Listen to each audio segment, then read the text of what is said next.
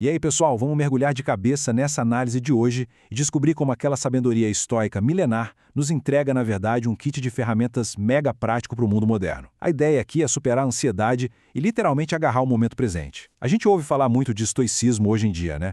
É super fácil tropeçar nessa palavra em livros ou rolando o feed da internet. Mas entender a essência do negócio, sacar como isso afasta as emoções negativas e, o mais importante, colocar tudo isso em prática na nossa rotina, bom, é aí que o verdadeiro ouro está escondido. Essa citação brilhante do Sêneca já chega dando o tom e a urgência da nossa jornada. Nós, seres humanos, frequentemente desperdiçamos a vida ignorando a própria mortalidade. E esse pensamento desafia a gente a repensar exatamente como o tempo é valorizado.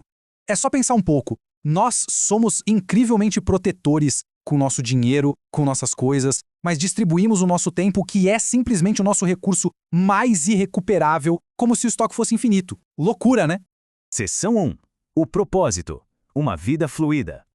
Então, para parar de jogar tempo fora, a gente precisa primeiro entender qual é o grande objetivo da vida segundo os estoicos. O ponto crucial aqui é esse conceito grego, a eudaimonia. E olha, não é só aquele humor passageiro, sabe? Tipo aquele pico de alegria depois de receber uma notícia boa. Na verdade, é uma condição contínua de florescimento. É sobre estar equipado com uma baita resiliência mental para encarar de frente os desafios da vida, mantendo um fluxo existencial suave e firme, não importa o tamanho da tempestade lá fora. E a condição humana tem muito a ver com uma lacuna. Pensemos numa linha de base que representa quem nós estamos sendo e como estamos agindo bem agora, neste exato momento. Já uma linha superior, bem acima, representa o nosso potencial inato, a nossa versão ideal. Para a grande maioria das pessoas, existe uma lacuna dolorosa entre essas duas marcações. E é bem aí, nesse espaço vazio, que moram o arrependimento e a ansiedade. O nosso grande dever, fechar essa lacuna de uma vez por todas. E fechar essa lacuna exige o que a filosofia chama de areté. Muitas vezes o pessoal traduz isso só como virtude, mas o significado é muito mais profundo.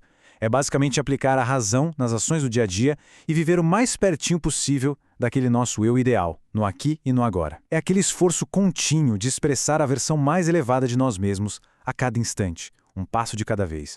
Seção 2. O triângulo da felicidade. Toda a estrutura dessa filosofia se apoia em um conceito super simples. A eudaimonia, o nosso objetivo final, fica no centro de tudo. E ela é sustentada por 3 pilares essenciais: viver com arete, assumir a total responsabilidade pela própria vida e, isso é crítico, manter o foco naquilo que é controlável. Sem esse tripé, a coisa simplesmente não para em pé. Entender que vendas externos, tipo a riqueza, a saúde ou o que os outros pensam, são, no fundo, neutros. Nossa, isso liberta um peso gigantesco das costas. Tais coisas são indiferentes. Quando a mente saca isso de verdade, a gente deixa de ser marionete das emoções negativas automáticas, como aquele medo irracional ou o desejo consumista. O único verdadeiro bem ou mal está nas nossas próprias reações. O resto é resto. Seção 3. Foco no controle interno. Para dominar nossas reações e parar com aquele sofrimento por antecipação, é preciso dissecar o nosso verdadeiro poder. O filósofo Epícteto, lá atrás, dividiu o mundo em 2 categorias. Mas a análise moderna dá uma refinada e traz uma tricotomia bem clara. Ela revela que se preocupar com o passado ou reclamar que está chovendo é uma perda de tempo gigante. A gente tem controle parcial sobre uma partida de tênis ou o sucesso na carreira, mas o controle total, absoluto mesmo, só existe sobre os nossos valores, opiniões e intenções. Exatamente aqui que a energia tem que ser investida. A famosa metáfora do arqueiro estoico é sensacional para mostrar como internalizar os objetivos quando lidamos com o controle parcial. Basta imaginar a cena. O arqueiro faz absolutamente tudo que está ao alcance dele para atirar bem. Ele foca, respira e solta a corda. Mas, no milissegundo em que a flecha sai do arco, ele aceita que uma rajada repentina de vento, ou o destino, é quem dita o resultado final. O foco tem que estar no processo interno, na preparação, não lá no alvo externo. Seção 4. O poder da visualização. Agora que o controle interno está bem estabelecido, a gente precisa de uns exercícios mentais para blindar tudo isso. A mente humana cai com uma facilidade absurda na tal da adaptação hedônica. A gente alcança um sonho e logo ignora aquilo, já querendo mais e mais. A cura estoica para essa insaciabilidade? A visualização negativa. Imagina perder o próprio emprego, a casa, ou até lembrar da falta histórica de confortos básicos que nossos antepassados enfrentaram. Olha, isso desperta rapidinho uma imensa e reconfortante gratidão por tudo que a gente já tem hoje. É um baita choque de realidade. Eu sei. Essa citação soa incrivelmente sombria na primeira leitura, né? Mas calma. Esse truque psicológico não tem a menor intenção de causar tristeza ou depressão. Muito pelo contrário. O objetivo de lembrar da mortalidade de quem amamos é destruir aquela complacência do dia a dia e maximizar ao extremo a alegria profunda do instante presente. Essa ideia meio que força a gente a não deixar absolutamente nenhum abraço para amanhã.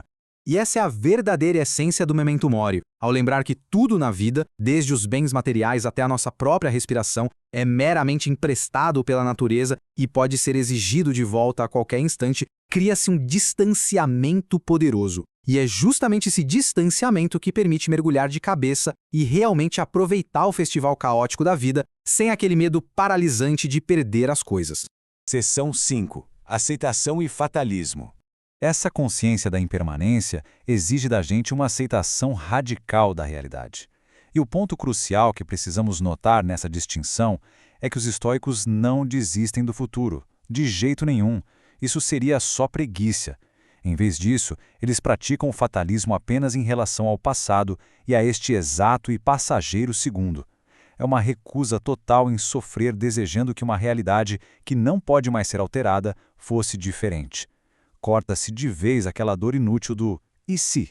Quando enfrentamos eventos incontroláveis, a filosofia nos compara a um cão amarrado a uma carroça em movimento. É uma imagem bem forte. Todos nós temos duas opções. Ou a gente aceita a direção do destino, caminhando em harmonia e aproveitando para explorar a paisagem em volta, ou fincamos as patas no chão, lutando com todas as forças contra o inevitável e acabamos sendo dolorosamente arrastados pela lama de qualquer maneira. A escolha é totalmente nossa.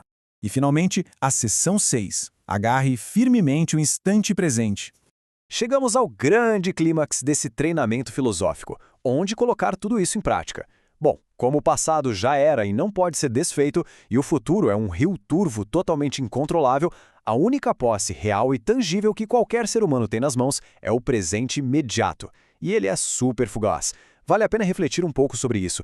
É literalmente a única coisa sobre a qual é possível exercer escolhas diretas. O resto é ilusão. Para parar de caminhar como um sonâmbulo pela própria existência e começar a agir de fato como nosso eu ideal, é vital cultivar o prosoché. Uma palavra chique, né? Mas significa basicamente sair daquelas ruminações ansiosas sobre o amanhã e trazer uma consciência e uma atenção ferozes para a tarefa e para o momento que estão imediatamente aqui, nas nossas mãos. É estar totalmente presente no agora.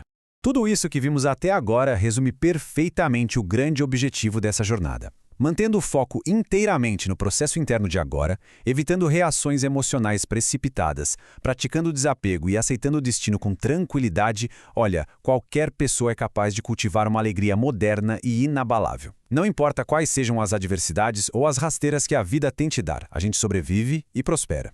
E à medida que os grãos de areia caem inevitavelmente pela nossa ampulheta da vida, fica esse profundo questionamento da filosofia estoica. Quando vai cessar a procrastinação? Quando deixaremos de empurrar a nossa vida para um futuro incerto para finalmente exigir a excelência, o foco e a alegria no único instante que realmente nos pertence, que é o agora? Fica aí a reflexão para a gente fechar com chave de ouro. Até a próxima!